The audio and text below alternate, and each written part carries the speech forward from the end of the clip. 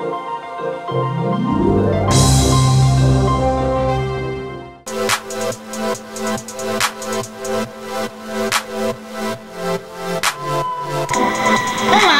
seja bem-vindo ao Câmera Off. Nesse episódio nós vamos falar sobre como que a prostituição surgiu e se desenvolveu na cultura ocidental.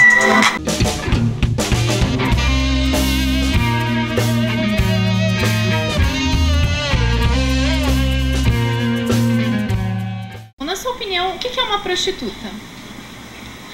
É uma profissional que vende, na verdade, sexo. É uma pessoa que comercializa o corpo. Prostituta é uma mulher que se vende, faz sexo se vende o corpo. Ah, uma mulher que vende o corpo, uma pessoa em si que vende o corpo. Basicamente, a gente poderia dizer que uma prostituta seria alguém que assume que vive do sexo como profissão e, obviamente, recebe por isso, né? Claro que aí isso vai dar abertura a outros questionamentos, mas eu acho que basicamente seria isso. Nem sempre a prostituição foi algo visto como ruim. Na antiguidade, a prostituição acontecia dentro dos templos e ela era algo comum e aceitável. Normalmente as sacerdotisas eram as prostitutas e elas eram consideradas mulheres respeitáveis e eram tratadas com honras e agrados. Esses rituais eles eram uma forma de manter a fertilidade da terra e da mulher e era uma homenagem aos deuses.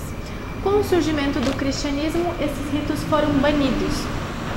Surge dessa forma a prostituição com fins lucrativos. Normalmente aquele homem que tinha mulheres vendia suas mulheres para prostituição. Aquela mulher que se casa por dinheiro, ela também é uma prostituta? Não deixa de ser. De uma certa forma, sim, né? Não. Ela quer saber só do dinheiro. Não tem nada a ver. Não tem nada a ver com prostituição. Isso está totalmente errado. Não, na minha opinião, não. Eu casaria numa boa. Na Idade Média, a prostituição era uma parada muito séria. Até o Santo Agostinho, um filósofo famoso, comparou as prostitutas com o esgoto de um palácio. Se você tirasse o esgoto do palácio, todo o palácio seria contaminado. Elas eram vistas como um mal necessário, que desestimulava o estupro, a homossexualidade e assassinato. E apesar do rigor da igreja contra o sexo, a vida sexual do homem pré-matrimonial e extraconjugal era socialmente tolerada.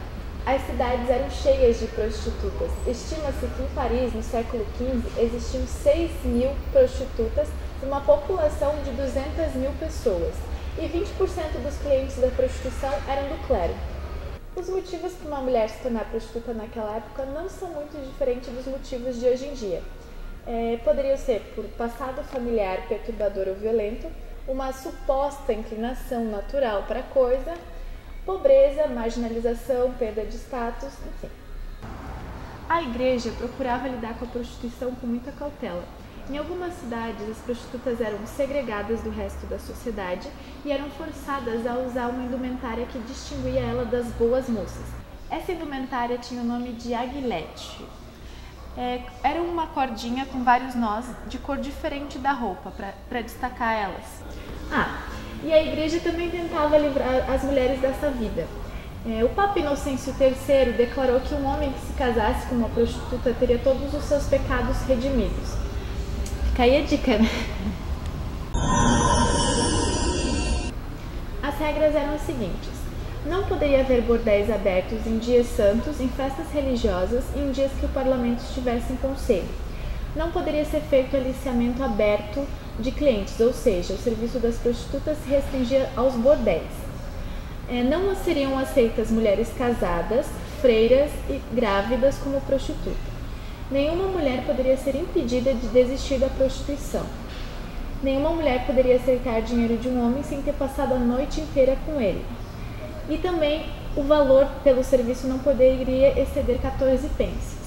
E as prostitutas teriam que passar por exames de saúde com frequência. Essas ordens foram estipuladas para manter a ordem pública e não ofender os bons costumes. E as prostitutas eram mantidas fora das muralhas das cidades. Em 1351, um edital em Londres estipulou que as mulheres, as prostitutas, não poderiam se vestir como boas moças. Elas teriam que se vestir de forma simples e com um capuz listrado. E em 1437, por algum motivo, esse capuz passou a ser vermelho. Em Londres, em 1393, foi estipulado um toque de recolher. A partir das 9 horas, nenhum homem poderia circular pela cidade. Isso desestimulava a procura dos bordéis. Já as prostitutas, elas não podiam circular na cidade nem de dia nem de noite. Elas tinham que ficar nos lugares que eram designados a ela. Entretanto, nada parava a prostituição, nem mesmo quando Henrique VI aboliu ela de vez em 1460. Na França, a prostituição ficou sob controle. Foram criados bordéis municipais que funcionavam até às 11 da noite. As prostitutas eram assalariadas e elas tinham até um dia na semana para circular pela cidade. Esse dia era os sábados e elas precisavam usar um lenço amarelo para serem identificadas das demais moças. Os funcionários públicos não poderiam ser vistos como prostitutas. A partir do século XV, as prostitutas começaram a interagir na sociedade. Entretanto, no século XVI, a ordenação de Orleans fechou todos os bordéis por conta da epidemia da sífilis. O protestantismo também ajudou nessa proibição, porque o protestantismo exigia a castidade também dos homens. E a resposta católica para essa reforma foi punir com mais severidade a prostituição. Dessa forma, a prostituição foi combatida até mesmo dentro dos padrões definidos. Na sua opinião, o que faz homens e mulheres procurarem um profissional do sexo? Eu acho que é a conveniência. Porque às vezes a pessoa quer alguma coisa rápida, não quer ter muito trabalho, e aí ela vai lá e simplesmente compra o sexo, né? Eu acho que às vezes as fantasias que a pessoa tem vergonha de procurar como um parceiro fixo. Não sei, acho que eles procuram uma coisa que não tem em casa, talvez, uma aventura maior. Então, acredito que assim, existam vários motivos, isso é uma coisa muito pessoal realmente, mas acho que um deles, por exemplo, tem muito homem que tem fantasia em fazer isso e tal, ou às vezes está com mais satisfação no relacionamento também, vai e procura isso pra dar uma aliviada. Putz, aí pode variar muito realmente. Então é isso aí, gente. Esse foi mais um episódio de Sexualidade com Tarsila. Você viu como é que a prostituição funcionava, principalmente na Idade Média. E no próximo episódio a gente vai ver o que aconteceu com a prostituição a partir do século XIX. Não se esqueça de se inscrever no nosso canal e de curtir o nosso vídeo. Até mais!